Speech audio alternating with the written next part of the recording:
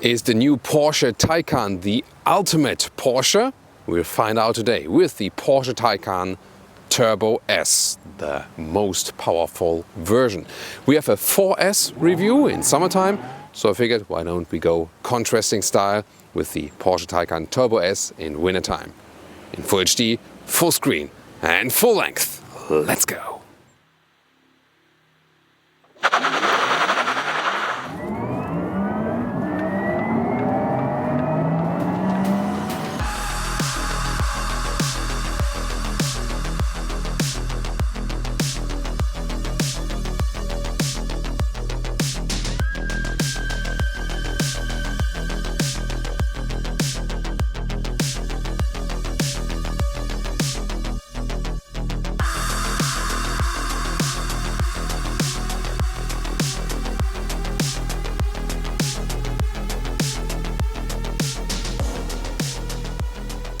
In the front we can see typical Porsche design elements like this round shape right here, reminding us of a classic 911 style, but then also more unique elements like here with the headlamps. They come standard with LED and optional matrix LED, but here the Turbo S has the matrix LED with the elaborated high beam function already included next to some other features. And also with the carbon fiber lip in the lower body, here with a very sporty style. So overall, classic Porsche, yes, on the one hand, but then with a little bit more spice. Really interesting how the dot LED daytime running light then switched to turning indicators. Pretty cool. The length is at 4,96 m, 16'3" or 195 inches. And from which side will I enter the stage today? Ta-da, here we are, the famous guessing game in our channel. Usually 4S 19-inch wheels, the Turbo 20-inch wheels, Turbo S 21-inch wheels, but today with the Turbo S still the only 20-inch wheels, but that's actually a good choice. Winter tires on that one and a massive design, really cool. And here is, by the way, the charging port. Soon more details to that. You slide like this, and you can also get charging ports for AC on both sides. The DC is just on the one side, for the UK vehicles then on the other side. And look at that flat Porsche design, so something between 911 and Panamera. It's just a little shorter than the Panamera actually. Really round Porsche curves and huge shoulder area right there. 3-chamber air suspension is also standard. That gives then the compromise between the sportiness and the comfort, and also automatically lowers at higher speeds. And electric motor, front and rear axle, giving the electric all-wheel drive, but no mechanical link in between it. And on the rear we also have a 2-speed transmission. That's really rare in the electric vehicle market. Gives more efficiency and performance at higher speeds. What do you think here about the design of the Taycan? And as you can see here, the handles, they are folded out when the car is open, and when you close the vehicle they disappear. Really interesting feature, definitely. The feedback they give is, yeah, that's something to consider. I think it's okay, but yeah, it's not like a fixed handle which gives you a very good haptical feedback, something in between. And what an impressive appearance here also in the rear with the light strip that goes all around the vehicle. Really clean from design. Yeah, a little bit more playful here in the lower part with the carbon fiber again, but I think design-wise really top-notch. Top speed, by the way, 260 kilometers an hour or 160 miles an hour for the Turbo S right here. Definitely more than enough. And the acceleration figure to 1 kilometers or 62 miles an hour, less than 3 seconds. Definitely an EV rocket. And you always want to see how it looks like with the turning indicators. Here with the headlight lights, there they are. And the gross battery size here is 93 kilowatt hours. However, net capacity is lower, and that's the bigger battery that is standard for the Turbo S. For the 4S, for example, you can get this one, the same one, the bigger or a smaller one. And what about recharging? AC charging is usually 11 kilowatt standard. Optional, there's now a 22 kilowatt charger AC available, but 1,600 euros extra. I think it should be included. Here the AC in the top part, but then in the lower part there's also DC charging with a peak of 270 kilowatt. The question is, can you really reach that? We did some tests so far and once reached 245 kilowatt DC charging. That is of course massive. And this here an Ionity charger. So the Ionity charging network is something comparable to the Tesla supercharger network. Not so many charging stations of these yet, but the other traditional manufacturers are working together to put something against Tesla for this supercharging network. And let's see what speed we can score here today at this fast charger.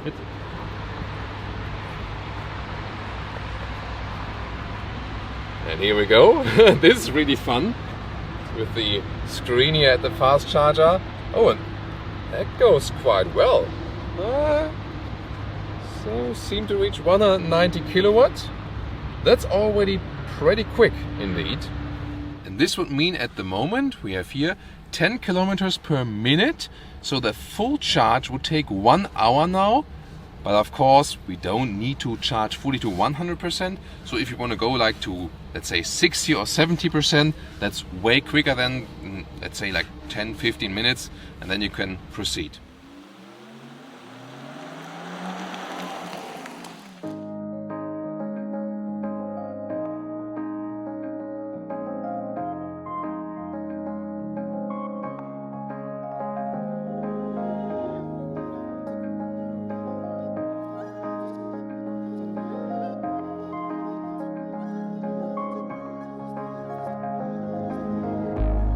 First of all, door closing sound, and yeah, considering it's a vehicle where we have frameless doors, that's pretty solid sound. Then instead of the doors, everything wrapped tightly. That's the Porsche design scheme.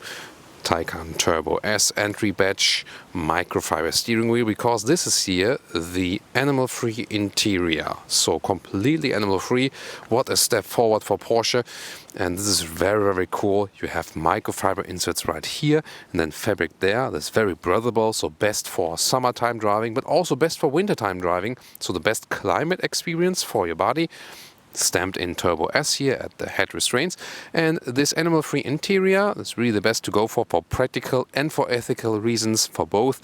Here in black, for example, but you can also get it in a more gray style or in a gray bluish style, or also with brown accentuations. So different color nuances available, way to go. And getting inside, it is definitely a sports car feeling, no doubt about that. And yeah, it feels also, once again, 911 similar, but a little bit more space, and these fabric seats here, they also give you more comfort because it adapts more to the body. So that's really nice. Heated steering wheel is also available, activated here at the, like hidden behind the steering wheel, you have to know that. And great grip with this microfiber steering wheel, I would always go for that one. And it's really cozy in winter times, but also stays dry in summer times. That's really cool. You can also electronically change that position up and down, and also in and out. Curved digital display, soon more details to all of these displays. And here there's a lot of headroom to the panoramic roof, not so much into the side pillar here with 1.86 m or 6'1", but still, for tall people it's still totally fine. That panoramic roof is of course also an option. You don't have to go for it, but you can. And it cannot be opened, but goes all the way across the vehicle. The material here, the fabric material, they call race text, by the way, and even more sustainable here, the floor mat materials. They even use recycled old fishing nets for that from the raw material. So really going in a more sustainable direction to combine raciness or sportiness with sustainability. Today it's not about boats, but about screens. So here, starting left, digital instruments. 16.8-inch, really wide, but partially blocked by the steering wheel. Then 10.9-inch here. Another optional passenger screen that is only working when there's also a passenger on the seat, actually. If not, when you put in the D mode, then it switches here to the Taycan logo, sadly. Would have liked to show you that also with the speed while driving. And then in the lower part, 8.4-inch screen. That is then, for example, here for the temperature. A little bit complicated. The minute structure is also sometimes a little bit complicated. So screen overkill and infotainment overkill, I would say yes. Again, this is just an option. I think they could have found maybe an easier user interface. Soon more details to these menus to the screen. Here the analog clock, that's of course always something really special. That's pretty cool. And here again, this scheme, everything wrapped tightly, and nice compact steering wheel, where left side you control the volume, right side you can control the digital instruments. Here, click them through, and here the drive mode selector that switches then the driving mode while driving. That's actually an easy pick. This is a good user interface. And here we go now with the digital instruments. Again, a little bit blocked left and right, but overall, yeah, I mean, you can be fine, that works. Then you can switch here, for example, all-wheel drive, simulation, PDCC, that's the anti-roll control. It also works very well in that vehicle. Or the middle part, speed here, power meter, or you can also display the GPS map. That is, of course, quite helpful. But most of the time, of course, we want to rather see the performance features. And on the right side, you can also switch around or have some GPS information. So no matter what you want, this always works. It's really flexible. What about the recuperation? Standard would be just rolling or coasting, and recuperation when hitting the brakes only. But here with the left thumb you can change it. It also appears there in the instruments. This is in the recuperation mode, so when you lift the throttle there's more regenerative braking. It also appears then right there in the instruments. Another possibility would be pressing and holding it, and then it's this with the additional A, the automatic recuperation. So in this case, when you lift the throttle, then there's only more recuperation when, for example, there's a car in front of you, and not when just the way is free. It's also an intelligent thing, but you have to bear in mind, this is something you have to activate. The standard mode, when you start up the car, is always with the thing off. By the way, two steering wheel forms available. This one here being the GT steering wheel. You recognize it here because they're using these real screws, some old racing atmosphere. And then this central screen. Let's take a look at the GPS, which is somewhat laggy, so the responsiveness should be better. It's always the night view. And then you can also go to the CarPlay here, and let's listen to that. It's a very good remix. Yeah, all-time classic Bose sound system, which is a very cool thing, definitely. So I like to listen to music as for that. Here the CarPlay integration, go back to the Porsche menu, and climate unit can also be accessed right here. As for this, but then you can only, change here, for example, if it's diffused, focus, individual, and so on. The temperature control then below. And this is always interesting to look at the different things that are changing when you put in different driving modes. Electric sports sound, we'll talk more about that when we drive the car very soon. Oh, and that rear view camera is definitely very fancy. Very nice resolution. Left side you also have this fake drone view from above with this roundabout visibility. And then here on the passenger side you can basically do everything like that. So this is a divide then that the passenger can do their own stuff and the driver can do, so there's maybe less arguing in the car. The lower unit right here, a little bit complicated to change the temperature. You can also use the voice control. Change temperature to 23 degrees.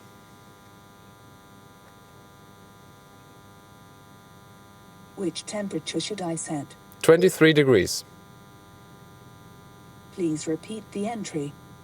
Temperature 23 degrees, please.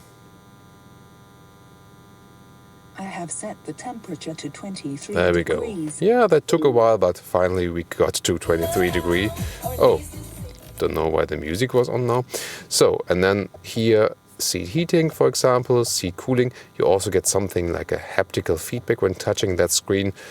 But overall, I think, some menu dials would have been cool. Of course, this is in a nicer atmosphere, so to speak. And these here, they cannot be moved manually. This is also done electronically.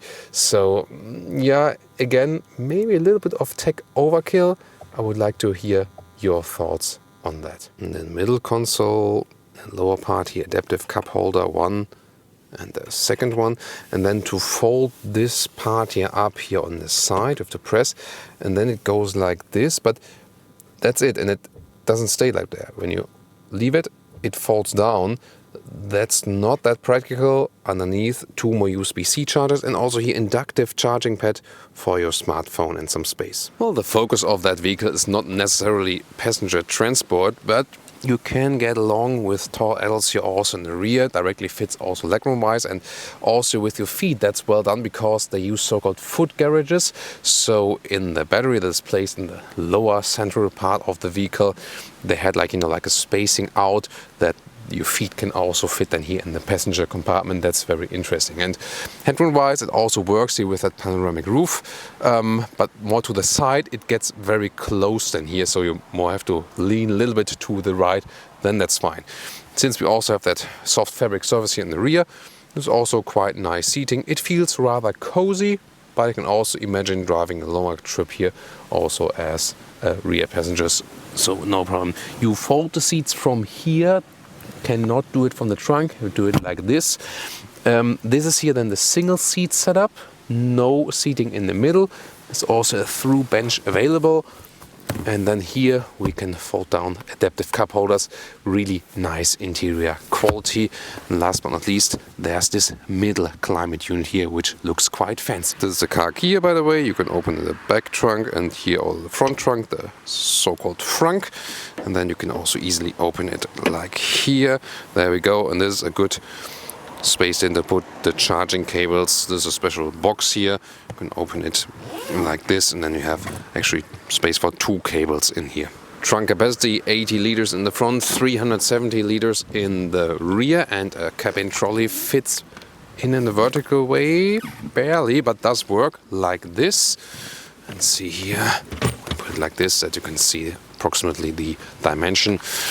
And the Taycan Cross Turismo, the upcoming model, will change it a little bit. Here we have a normal opening for a trunk, not fastback style. Then measurements, normal length here to the back seat, more than 1 meter, and the total length here to the front seat, yeah, almost 1.90 meters. That's substantial, but the width here is limited. So the width right here is only 90 centimeters, and the height finally 45 centimeters. Still well usable.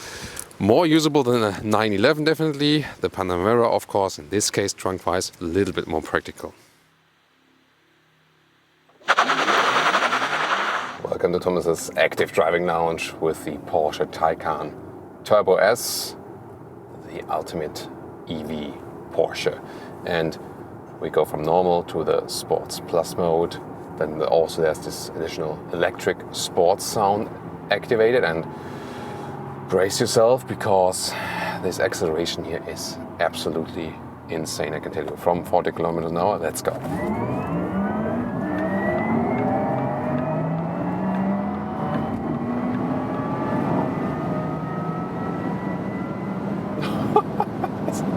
Two kilometers, 125 miles an hour. Of course, we could go even faster, but we have to pay attention here to the other cars. What the? I mean, this is beyond anything. Absolutely insane. And look at that, 200 kilometers, 125 miles an hour. It's really silent in here, although there's no engine sound covering anything. And lane change at that speed, no problem. How calm and collected this car is. This car says like 200 kilometers an hour, 125 miles an hour. Come on, give me, this is like nothing. It's like super boring or something. And here now on the brakes, carbon ceramic brakes. Of course, you have to push them a little bit harder, but great braking performance, and there's also no fading effect then whatsoever. Woo!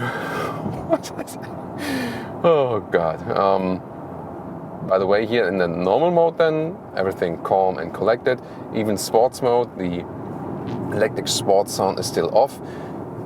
And this is like the default setting, that when you go to the Sports Plus mode, the electric sound is then on, and you hear the difference then. I want to race this active tour, or grand tour. Here, sports sound. It's like just the normal electric sound in Sport Plus then.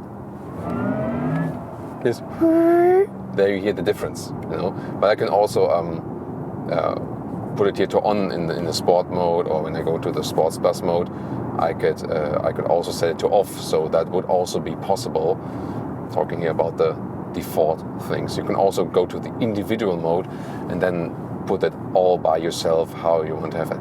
And now we're here in the tunnel and testing this up. Yeah, doesn't make any sense now to lower the windows and test the sound as for that. But maybe just again here, the electric sound on, and then the electric sound off. We have that. Oh no, wait a minute, no, I was on because I switched it on in the sport. Yeah, a little bit confusing now. Okay, and that's also a thing, of course, when you play with that here while driving, definitely a little bit distracting. I mean, that acceleration was like, whoa. Shall we go back to that, from my perspective, not the tachometer, but how my body was reacting. Yeah. Yeah, there you see it, I've driven, way over 1,000 cars in my life, and this is definitely among the most special ones, no doubt about that. So, now here, nice corner, and you can just stay, at the same speed on the throttle. This is like, any corner you might experience just feels like you are standing still because this car is so capable.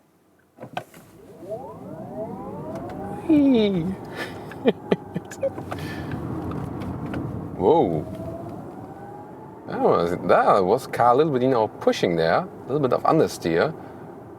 That's interesting. And that's just all about the grip because it's like 0 degrees, a little bit wet road. Tires should be warm meanwhile, yes, but there of course you see the limitations. As long as this car has grip, you can do anything with it.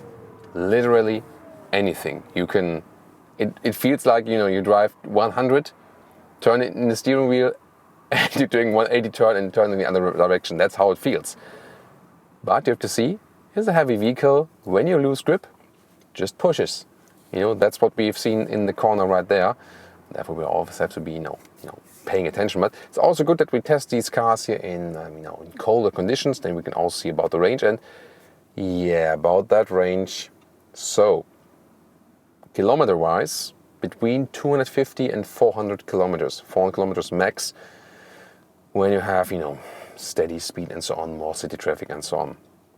And that is then in miles 150 to 250 miles maximum. And as I was starting here today and considering the pre-consumption here in winter times and so on, was showing me like battery was at 90% and predicting 300 kilometers.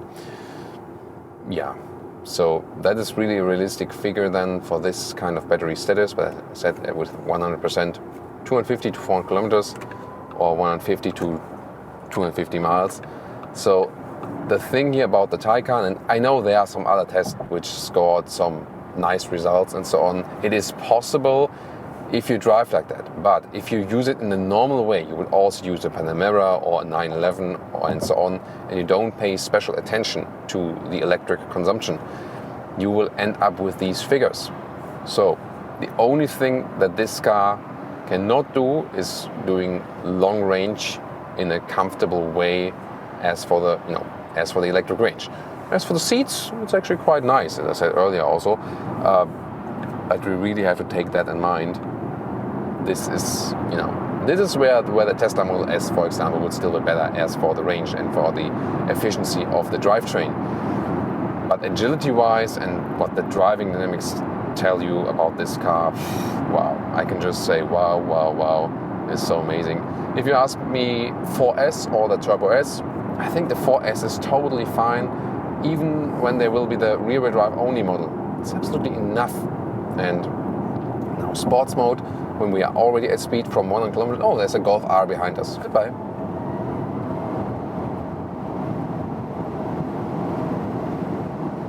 And that's it. Again, 100 to 200. And that Golf R is not to be seen. So, and That was now without that sound, in a normal sport mode, without the electric sound. And I mean, it sounds more spectacular if you have that electric sound on, definitely. And I mean, how relaxed and calm and collected I can still drive at that kind of speed. It feels like driving half the speed, you know, if you compare it to driving any normal vehicle, you know. So this also wind noise wise and how you control the car. This would be in a normal, like, I don't know, like normal compact vehicle, feeling like you would drive 100 kilometers an hour, but we're driving 200 kilometers an hour. Absolutely insane, definitely. So, of course, electric consumption when we drive like we do here at the moment is really, really high. Some people always ask, you know, like, what's it like then? And it's approximately double. So here, with performance driving, 37 kilowatt hours on 100 kilometers. And you remember the net capacity of that battery is somewhat, a little bit more than 80. So that then tells us this minimum figure of about 200, 250 kilometers, like 150 miles, when you have like really performance driving in winter times and so on and so on. And if you then drive with a better temperature for the battery outside and you drive a little bit calmer, then you more get towards figures of 20 kilowatt hours on 1 kilometers. That's like absolute minimum consumption, electric consumption. And then makes sense, 20 kilowatt hours on 1 kilometers on an 80 kilowatt hour net usage of a battery, approximately a little bit more. 20 times 4 is 80. 4 times 100 kilometers, 400 kilometers. Does that make sense? Hey, this is Thomas's math class, like second grade math class. Yeah, some rather want to attend crystal math class, right? So yeah, but you know, sometimes we have German classes here, of course, especially with German. There's the Golf R with the German vehicles. So what German performance or racing related word could you I mean, this car can easily go to the Nürburgring Nordschleife. So the Nürburgring is the racetrack, but the Nordschleife is that very famous old long part of that racetrack there. So Nürburgring Nordschleife is one of the most important words you need to know as a racing fan, definitely. What else I could say? What we say for the wheels? We say Felgen. These are 20-inch Felgen. Yes. So some German lessons for today with Thomas here, of course, and trying to get my adrenaline down now a little bit.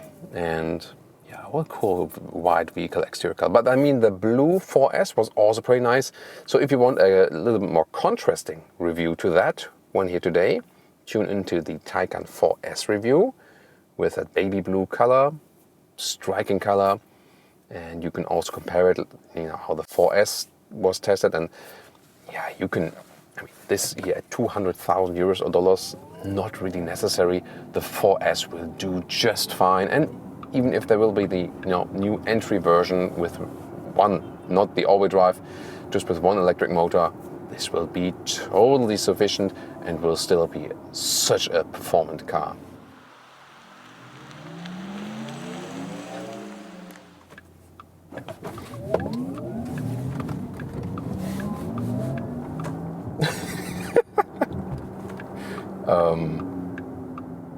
Where am I actually? Am I on Earth? Am I in a spaceship? I mean, I feel like like a second ago, the traffic light jumped to green and now I'm somewhere else. So this is the feeling this car is transporting. This was Sports Plus, but of course, pay attention to that. So don't overuse it. But the agility this car is giving you, right and left from the get-go, it's like nothing else really. And I really have to say, just from these, short corner experiences, we had it a little bit already with the 4S, with the not so strong Taycan. This one, of course, with the Turbo S, even more aggressive. A 911 or a Panamera is actually really no match to that. The Porsche Taycan just plays in its own class. You rather have to compare it then to the electric competitors like when the Tesla Model S gets the Plaid model or the Tesla Roadster. But we really have to say, I mean, Tesla has, different interior concept and about the range and so on. They figured it out quite well, efficiency of the drivetrain and so on. But the driving agility here in the Porsche Taycan, this is really beyond everything I've ever experienced at this size of a vehicle. And although it's bigger than a 911, it's way more agile and sportier than a 911. Really can say that. And I mean, you're sitting here just waiting for the next traffic light to jump to green, and you can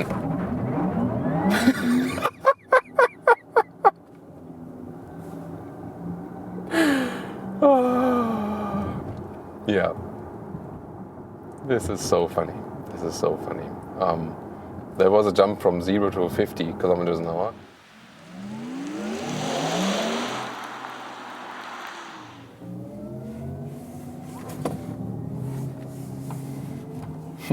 Every parking lot just is so much fun. I mean, the reaction, look at that. It's like, it's a super heavy vehicle with that big battery, but it's literally driving like a small kart. This is absolutely insane. Look at that. I mean, you have the feeling you can do slalom, like just in, everywhere, anytime soon, and from standstill now. This 50. I mean, it's like you do that like this, and then it's 50 kilometers an hour. And in the Sports Plus mode, there's also some wheel spin now when it's cold and road is wet and so on and so on. Absolutely insane. However, if you go to the normal mode, it's quite relaxing to drive. Have a actually nice seating position, and these fabric seats here also add massively to the comfort. It's not only better climate-wise, so it stays warm in winter and cooler in summertime. Don't even have to use the seat heating here, but also because a fabric surface more adapts to the body. And you can just imagine that, what are you sleeping on in your bed, for example? Are you sleeping on a slick animal skin surface in your bed, or are you sleeping on a fabric surface because it more adapts to the body? It's just logical. And same thing happens here. So you just have more comfort than also in the 911. And I also feel from my experience, also driving long term, more comfort than in the Porsche Panamera. So, and just chassis wise, I have to say, it feels like something in between 911 and the Panamera. And that's also something pretty cool, but at the same time, it delivers a lot of comfort and it delivers more sportiness than the 911, no doubt about that. It is such an amazing driving experience. And yet again, you can also drive it in a calmer way. This also works very well. When we're going downhill, of course, we can use more of that recuperation. It's generally set to a point that the car is rather rolling, and when you hit the brakes, then there's more recuperation happening. So that's the main philosophy they're using here. Drive mode selector here always at the steering wheel. And there's also a range mode, for example. But let's see. Yeah, so it's rather is the throttle input that is being reduced. It's not that it would recuperate stronger here now, just because I'm in that range mode. So you rather drive it like a normal vehicle. It's not set out to be, hello, I'm the electric vehicle, like the Tesla philosophy is. So Porsche here really seems to be that they also want to appeal to their existing customers, that really Panamera or 911 customers think, well, I get this one as a additional vehicle, or I get it as a replacement for one of these, for example. Both surely possible. 20-inch wheels here, not the biggest one. The Turbo S here for the Taycan usually comes in, usually 21-inch. So we have a little bit more comfort here than usual. I would also recommend that. But the suspension here is really, really good. So although it's this sports car type and you have so big wheels, we still have decent comfort when running over bumps, and that's really astonishing. And you feel such a direct connection to the road that at any time you want to start a slalom, and really never had that experience in a car at that size and at that weight that you constantly think, where's the next slalom possibility? Now here the lane keeping assist and also adaptive cruise control is being set. Here the steering wheel moves by itself according to the lines. Please take over steering, or no, guys saying, Thomas, take over the steering, please. Yeah, I do that here for the entry. And this is always a good test here. Construction side, if the car is realizing that, maybe a little bit to there it is. It's a small green symbol. Now it should catch all of the action. Let's see here. Yeah, somewhat it is steering with me, but not really keeping it centralized here, because they have rather set it on a note that it doesn't interfere too much, and I think most Porsche customers will also appreciate that. So it's more like a, not like a semi-autonomous function, a little bit more like an aid if you forget to steer at some point, but it's not that totally centralized feeling overall. So as we know from Porsche, rather drawn a little bit back as for the assistance systems. At the end of the day, most of the time, we want to steer our Porsches ourselves, right? And the blind spot monitor, there we go, integrated in the side mirror. It's a very helpful feature. Of course, the B-pillar is also quite thick, and then there's tinted window in the rear, so really good to have that. And you can also use it as an Autobahn cruiser. That is possible, especially with these speeds, especially with these seats here. Yeah, that's fitting, right? Here the seats are the speeds. Yeah, you see, I'm all about in this racing mode, definitely, even if I'm doing cruise control on the motorway. And now to our conclusion for today with the Porsche Taycan here today as the Turbo S. In general, what a great agile driving experience. It's really incredible, unlike anything else. This car feels like really on rails and like a small go-kart, although it's long, big and heavy indeed, and definitely feeling sportier than the Porsche 911. If you ask me, 911 or Taycan, no doubt I would always take the Taycan. The question is, do you have the charging infrastructure ready for this vehicle? That's, to me, the main question if you go for the Taycan or not. Range is maybe not the best overall, that's the one thing, but the driving agility, incredible, and of course the performance, especially with the Turbo S version. But the 4S, for example, tune into that review as well, is totally sufficient. You can easily go for that, or even later on also for the entry model, which just has one electric motor.